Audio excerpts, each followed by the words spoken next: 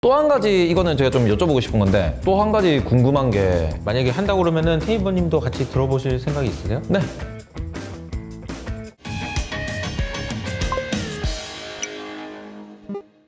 저는 비슷한 관점으로 딱 좋게 봤고 그 다음에 지금도 투자하고 있는 곳이 일단 엔비디아랑 AMD. 아 그래요? 근데 저는 AMD 주주긴 해요.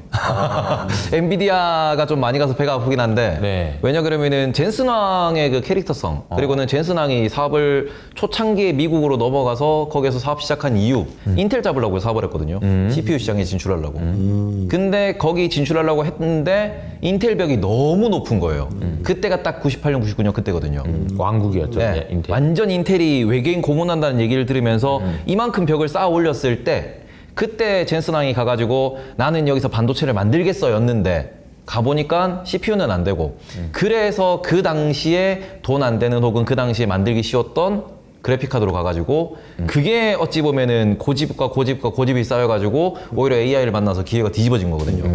그리고 GPU죠. 네, AMD 같은 경우에는 또 중간에 위기도 많이 있었고 그다음에 뭐 불도저 관련된 이슈도 있었고 그다음에는 지금 글로벌 파운드리라고 독립한 그 파운드리 기업도 있지만 걔네들이 제조 공정이 안 되니까 아예 포기하고는 뭐 리사스가 와서 AMD를 다시 키우는 과정에서 원래 계약이 있었어요. AMD의 원래 공장이었으니까 AMD 제품 여기서 다 만든다라는 이게 계약이 있었는데 이거를 돈 주고 파기했어요. 그리고는 TSMC랑 계약을 맺고는 우리는 인텔 잡아야 된다. 우리는 인텔이랑 엔비디아를 잡아야 된다 하다 보니까 그러면서 이제 확 키워낸 게 AMD하고 엔비디아거든요. 근데 전 리더십도 중요하다고 생각을 하고 그러면 그 리더십의 목표가 명확하게 있어야 된다. 그리고는 그 부분에 있어가지고 또 미국이다 보니까 그쪽은 CEO가 어찌 보면은 이제 법적으로 보신다 그랬는데 한국은 주로 오너십이잖아요. 말 그대로 이게 아빠 거가 내 거고 내게 아들 거다. 이런 관점에서 이게 또 뭐 세금 문제도 분명히 존재를 하겠지만 그러면서 뭐 또 자회사 가지고 장난질도 많이 치는 게 한국의 현실이지만 핵심은 뭐냐 그러면 안 잘려요. 지분도 제일 많은데 자를 수도 없고 안 잘리고 이사회는 다 최대 주주의 오너의 오른팔 왼팔이잖아요. 특수관계이니까. 그러니까 이 부분에 있어가지고 이 구조 자체를 깰 수가 없는데 만약에 젠수당이 잘못했다 그러면은 잘리겠죠. 저는 미국에 제일 어째보면은 미국 투자를 하면서 제일 와 저건 이제 대단하다고 생각했던 부분 중에 하나가 잭도시라고 있거든요. 잭도시가 트위터를 창업했습니다. 트위터를 창업하고 트위터를 10년 동안 키웠는데 트위터가 10년째 적자였어요. 그리고는 그 사람이 다른 회사를 만들어서 지금은 블록이라는 회사인데 그 회사를 설립하고 크립토에 미쳐가지고 크립토 이제 비트코인 업계에서 엄청 큰 손인데 그 사람이 막 이렇게 두 개의 경영을 동시에 하다 보니 트위터가 돈을 못 번다. 페이스북이랑 같이 만든 그 동시대에 만들었던 어플인데 사람들도 비슷하게 쓰는데 왜 트위터는 돈을 못 버냐? 네가 못나서 그렇다고 이사회가 나가라고 해서 잘랐어요. 그럼 뭐 유명한 스티브 잡스도 쫓겨났잖아요. 그렇죠. 창업주인데 그리고는 트위터를 머스크가 샀죠. 아니, 둘이 되게 친하고 되게 코인 업계에서 또 이게 있으니까 친하기도 하고 교류도 있는데 뭐 그런 과정들을 보면서 창업자도 나가리 나고 그럼요. 대주주도 나가리 내는 게 경영 책임이죠. 그게 이사회다. 그러니까 제가 맨날 얘기하는 게 이거거든요. 이렇게 경영할 거면 상장시키면 안 된다. 맞아요. 차라리 상장 폐지를 시켜라. 그게 아니면은 진짜 공정하게 이사회 구성하고 이런 거 해가지고 이제 의견이 주고받고 해가지고 CEO 제도로 가야 된다. 전문 경영인 체제로 가야 된다. 계속 우리나라에 말이 나오던 건데 전문 경영인이 제대로 경영하다가 못하면 나가고 말 그대로 그 오너 일가는 그냥 최대 주주로서 남고 이런 식으로 가야 되지 않겠냐. 그래서 이런 부분이 미국 보면 좀 배운 거고 또 우리나라가 그게 점점 바뀌겠죠. 머스크가 네, 바뀔 겁니다. 머스크가 천재인 것도 있고 뭐 다 좋은데 일단은 머스크는 미국에서 사업을 하기 때문에 그럼요. 네, 그 마인드가 주주한테도 통하고 그치. 본인 그 마음이 닿는 거지. 네. 알게 되고. 그런데 사실 이제 오너 입장에서 내가 예를 들어서 오너의 입장에서 회사를 만들어 가지고 이 회사를 이렇게 키웠어. 그래가지고 내가 진짜 막 밤잠 안 자고 열심히 해가지고 여기까지 왔어. 근데 이거는 내 거라는 생각이 당연히 들 것 같긴 해요. 근데 이제 그럼에도 불구하고 쫓겨날 수 있다라는 거를 생각을 하는 게 어렵지 않을까 이런 생각도 들고요. 미국에서는 발달된 선진국의 자본시장에서는 상장 퍼블릭 오퍼링이라고 하는 퍼블릭 오퍼링, IPO. 그렇죠. IPO, Initial Public Offering. 네. 상장이라는 것은 소유와 경영이 분리되는 것이 의미거든요. 그래서 내 회사가 아니고 이제 주주 회사가 되는 거예요. 소유 관계가 바뀌는 거예요. 프라이빗 컴퍼니는 내 회사, 그게 오너십이고 내가 오너란 뜻이고 퍼블릭 오퍼링은 퍼블릭이 소유자라는 뜻이에요. 그렇군요. 그렇죠. 근데 상장을 하는 것에 대한 관념이 하나도 없어. 아니 저도 몰라요. 상장 아니 그렇게 해놓고도- 설명하니까 이해가 확 오네요. 상장을 해놓고도 프라이빗 컴퍼니처럼 생각하는 거죠. 퍼블릭 컴퍼니인데 신분이 바뀐 거네요. 그러니까. 바뀐 거죠. 그러니까 이게 저도 이 동네에 대해서 뭐 얘기도 많이 하고 또 이렇게 토론도 많이 하고 하다 보니까 네. 한국 시장에 대해서 얘기하는 게 딱 두 가지가 있더라고요. 첫 번째는 뭐냐 그러면은 우리나라가 전쟁 끝나고 대기업들이 불화받은 자본으로 말 그대로 어찌 보면은 그 창업주의 능력과 그런 커넥션을 통해 가지고 하나하나 불화를 받고 거기서 정부랑 같이 컸잖아요. 그 과정에서 자본시장이 만들어지고 그럼 자본시장 활성화를 위해서 정부가 우리가 키워줬으니까 너네 상장해 해서 상장을 원치 않은 상태에서 상장했기 때문에 그래서 1970년대 박정희 대통령이 상장하기 싫은 거를 상장을 시켰죠. 150개 기업을 주요 기업을 다 억지로 상장시켰죠. 그 스타트부터 꼬여서 아직까지도 이런 문화가 남아있다라는 얘기도 많이 하고 있고요. 그리고 또 한 가지 이거는 제가 좀 여쭤보고 싶은 건데 국내에서는 아무래도 상속세, 증여세가 좀 세잖아요.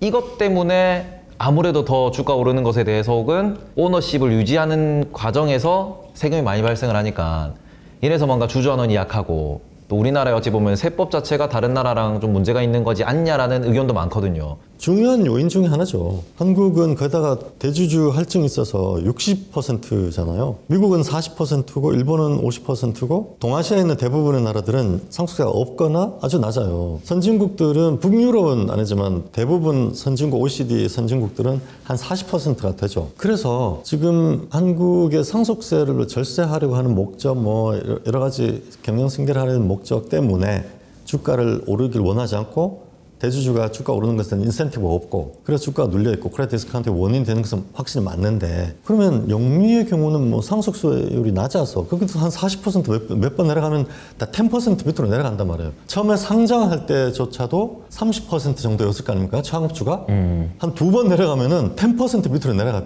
일반적으로. 그렇게 되는 경우는 상속세를 이제 자기 현금을 내지 못한다면은 그래서 배당을 많이 하는 예를 들어서 월마트 같은 경우는 배당을 워낙 많이 하니까 배당을 받아서 그걸 차곡차곡 쌓았다가 상속세를 내고 이러면서 지분을 유지하는 그 그룹도 있지만 대부분의 기업들은 상속세를 그만한 재원이 없으면 그냥 지분율이 상속세를 내고 희석이 된단 말이에요. 줄어든다고. 그래서 다른 나라를 보면은 상속세가 높았기 때문에 반드시 그런 건 아니다. 그래서 상속세를 내기 싫은데 다른 나라 창업주들도 상속세를 내기 싫지만 네. 안 낼 수 없게 만드는 문화 제도적 환경 이것이 강력하게 있기 때문에 어쩔 수 없이 낸다. 이렇게 저는 보는데 한국은 그런 문화 제도적 환경이 매우 약하다는 거죠. 네. 그래서 주주환원 하라고도 안 하고 주가를 눌렀을 때 경영 책임을 지라고도 안 하고 안 하니 좋은 거지. 그러니까 임대인과 임차인 관계에서 월세를 몇 번 안 내봤어. 그러니까 자동 이체를 해야 되는데 이체를 한 2달 했는데 월세를 내라는 일을 안 하네 집주인이. 그러니까 계속 안 내보는 거야. 1년이 지나고 2년이 지났는데도 월세를 안 내도 돼. 안 내는 거지 그냥. 나중에는 집주인이 바뀌었는데 왜 월세 안 내세요? 그러는데 내가 왜 월세를 내야 돼? 이렇게 되는 현상이 황당한 상황이죠. 되는 거죠. 네. 그리고 또 한 가지 궁금한 게 이게 또 법 관련된 거여가지고 우리나라 계속 상법 개정해야 된다고 얘기를 많이 하잖아요. 그 상법에 있는 문구가 이사회가 회사를 위해서 일한다. 이 문구 때문에 이사회가 주주들의 권익을 지키지 아니해도 법리적으로 아무런 문제가 없다. 이런 얘기를 워낙 많이들 하시니까 그러니까 이 부분에 있어서 이거는 다른 나라는 전부 다 어찌 보면은 그 이사라는 사람들이 임원들이 주주의 이익을 위해서 일한다라고 이렇게 돼 있는 건지 돼 있지 않죠 다른 나라도. 다만 회사와 주주 간의 법률 관계를 바라보는 큰 흐름이 두 가지가 있어요. 글로벌리. 하나는 회사라는 것은 그냥 비클일 뿐이고 지배주주, 이사회, 경영진과 주주 간의 사람과 사람 간의 계약이다. 회사라는 것은 그런 모든 이해관계자들, 채권자, 주주, 지배주주, 경영진, 이사회, 협력업체, 임직원들 간의 각각의 계약이 뭉쳐져 있는 계약의 총합이다. 이렇게 바라보는 계약적 관계가 영미법의 흐름이죠. 회사라는 것이 회사람 그렇게 되는 회사란 거예요. 이렇게 해서 그러면 이사와 주주 간에도 계약을 한단 말이에요. 투자 계약이라는 걸 하는 거잖아. 그러니까 이사는 당연히 주주와 계약을 했기 때문에 그 계약상에 의무가 있다. 충실 의무, 보호 의무. 이사가 주주를 보호해야 할 의무가 당연히 있다. 그리고 주주 환원이라는 것도 그 계약에서 본질적 내용이다. 이렇게 계약적 관점으로 바라보면 이사는 당연히 주주돼서 의무를 부담하게 돼요. 주주하는 의무, 보호 의무, 여러 가지 의무가 있는 거죠. 채권자에게는 이자와 원금을 상환되는 의무가 있는 거고, 임직원들은 급여를 지급하고 또 고용을 보장하고, 협력업체는 거래 대금을 줘야 되고, 이런 다양한 계약에 의해서, 그 계약에 의해서 지켜야 될 의무들이 발생하는 것이죠. 그냥 그렇게 생각하는 거예요. 계약의 총합이다, 이렇게 생각하면 되는데, 대륙법, 독일, 프랑스, 일본, 한국, 대만, 이렇게 대륙 독일법을 개수한 이런 쪽에서는 회사란 존재가 따로 있다고 생각해요. 사람과 다르게. 법인이라고 하는. 네, 법인. 그래서 이사는 회사와 계약하는 사람이라고 생각해요. 회사 일부. 그러면 영미법적 관점에서는 주주는 회사의 내부자예요. 회사라는 전체적 계약의 총합을 이루는 내부자야. 주주는. 그런데 대륙법적 관점에서 보면은 주주는 외부자야.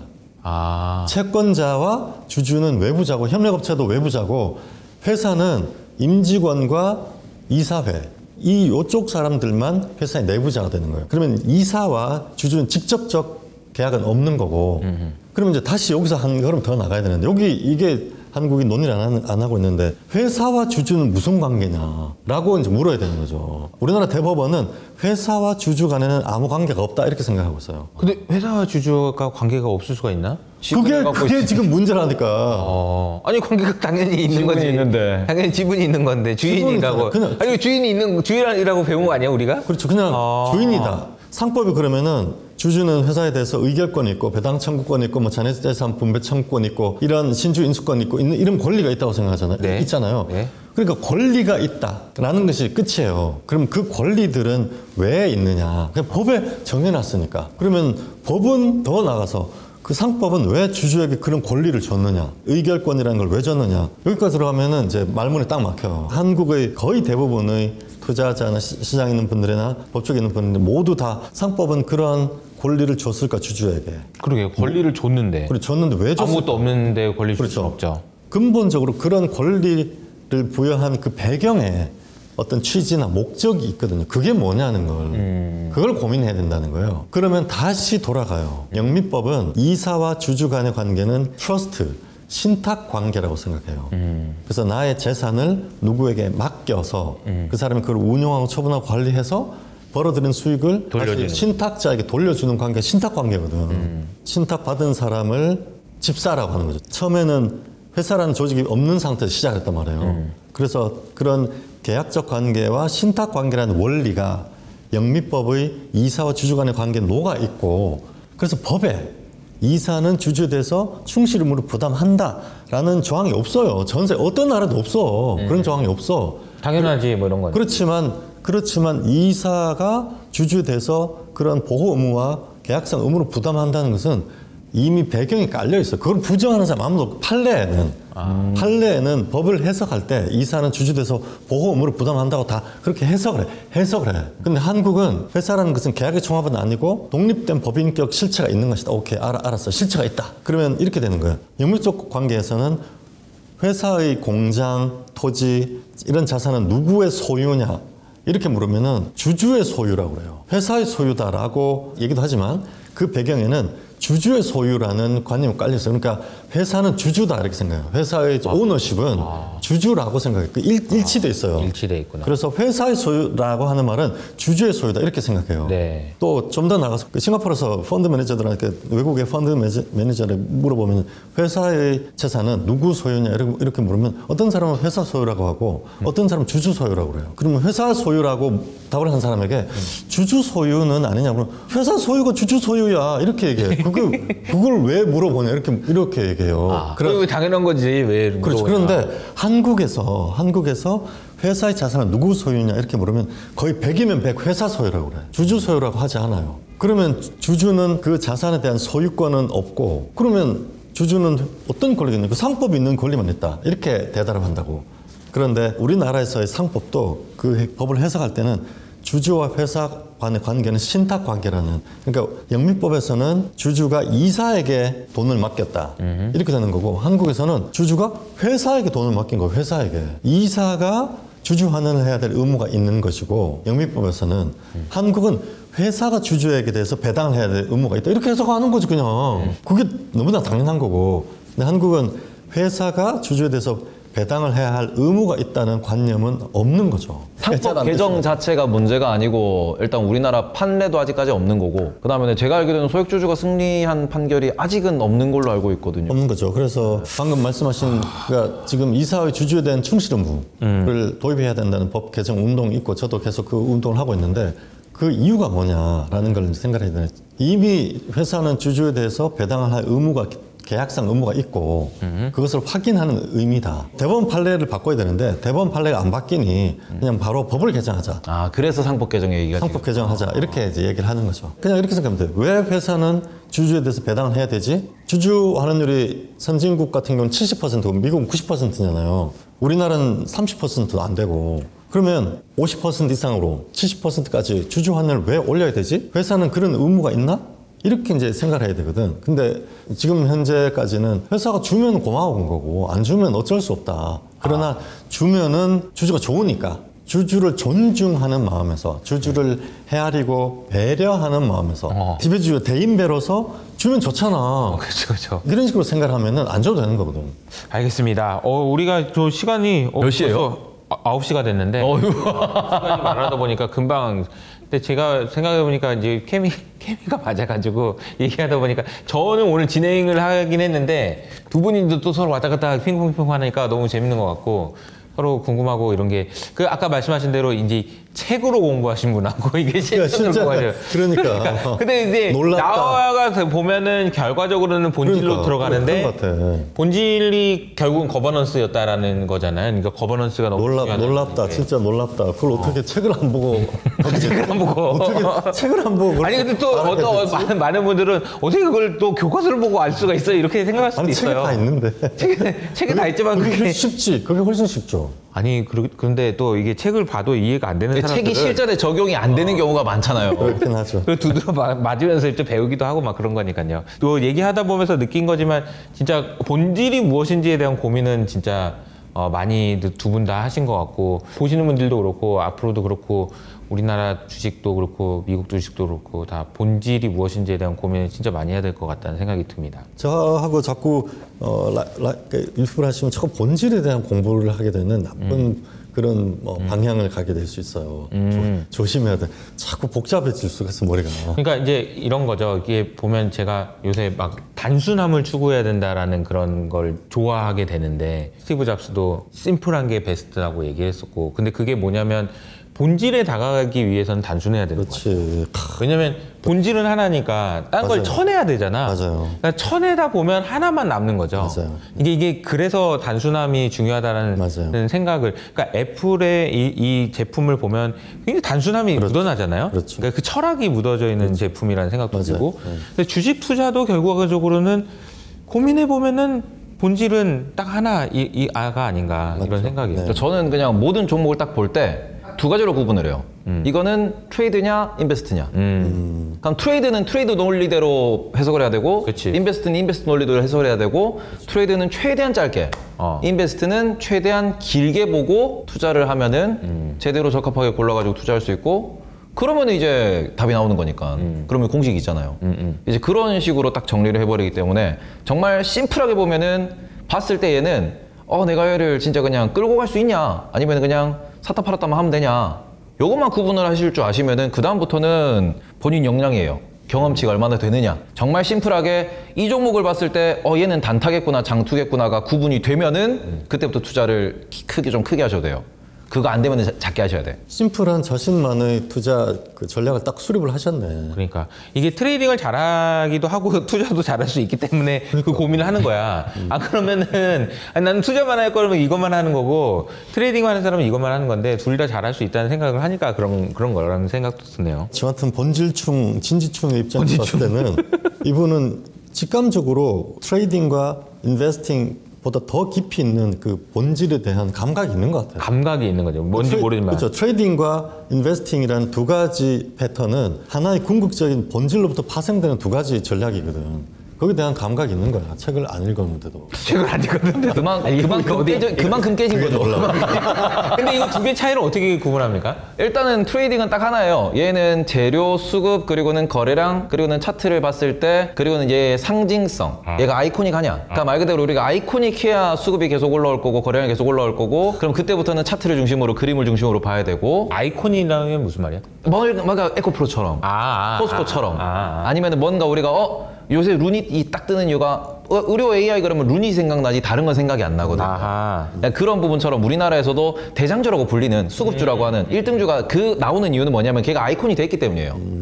근데 그거를 보려면은 이제 기술적으로 분석을 해야 되죠. 차트 봐야 되고 자리 봐야 되고 거래량 봐야 되고 여러 개를 봐야 되겠지만, 근데 그게 인베스트면은 그거 볼 필요 없어요. 그냥 재무랑 섹터랑 주주환원 보고, 그 다음에 대표의 성장성, 대표의 가치관을 보고는 그냥 나이도 보고. 네.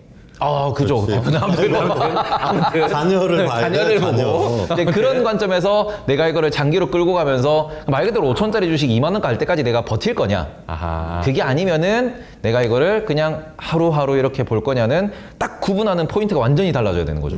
근데 그 본질 가치는 뭐냐 그러면은 자본시장에서의 자본 수익을 얻기 위해서, 자본이익을 얻기 위해서 나는 무슨 활동을 할 거냐. 이게 본질이니까요. 그러니까 말 그대로 주식시장, 우리가 채권시장 다 보는 이유는 돈 벌려고 보는 거고, 돈이 도는 이 시스템 내에서 내가 자본주의를 즐기기 위해서 하는 건데 그게 어렵죠. 이번에 이호석 이사님의 책도 쓰셨고 그게 본질에 진짜 깊이 들어간 심플한 책이거든요. 네. 화폐라는 것에 대해서, 그렇죠. 경제란, 맞아요. 시장. 맞아요. 이번에 또 강의하신 간단한 이제 픽처를 봤을 때 우리 이사님이 진짜 본질에 깊이 들어가셨다라는 생각이 확 들더라고. 테이버님이 중간중간에 대표님한테 질문하고 그랬잖아요. 네. 많이 그 궁금증이나 이런 게 해소가 많이 됐습니까? 네. 그러니까 별로 안 된 것 같아. 저도 어찌 보면 어떻게 바뀌어 나가야 될지를 계속 생각을 하다 보니까 제가 막힌 부분들이 그런 거였거든요. 그러니까 예를 들어서 상법 개정 같은 경우에도 그렇지. 저도 해야 된다고 생각은 하는데 왜 무엇 때문에 어떻게 해야 될지를 모르니까. 근데 그런 걸 알고 있으면 좀 더 이제 얘기를 할 때는 이런 식으로 바꿔야 된다. 당당한 거죠. 저희 이제 그 만약에 대표님이 거버넌스를 기반으로 한 어떤 투자 전략을 이렇게 설명하는 걸 준비를 하고 계시잖아요. 네네. 만약에 한다고 그러면은 테이버님도 같이 들어보실 생각이 있으세요? 네. 그러면 많이 배우실. 무서운데. 무서운데 왜 이게 그렇게 하면 안 통합니다. 아니 더. 그렇게 하면 손실 나요. 제가 그거 교과서에 나온 얘기고요. 막 이럴 것 같긴 한데. 현실은 달라요. 그럴 것 같긴 한데. 근데 그 본질이라는 게 거버넌스라는 거에는 동의를 하는 거잖아요. 그러니까 거버넌스가 그 거버넌스를 중심으로. 근데 거버넌스를 알기 위한 어떤 그 방법론이나 이런 걸 고민을 많이 하셔서 그것에 대한 설명을 좀 해주시는 그런 강의를 저희가 준비를 많이 하고 있거든요. 오랫동안. 그래서 어떻게 하면 쉽게 설명드릴까 이런 것도 고민을 많이 하고 있어서 테이버님도 같이 도와주시면 좋겠다라는 생각이 듭니다. 너무 좋습니다. 오셔가지고 네, 좋습니다. 하면 좋겠습니다. 오늘 여기서 마무리하도록 하고요. 다음에 또 인사드리도록 하겠습니다. 두 분 너무 감사합니다. 고맙습니다. 감사합니다. 네.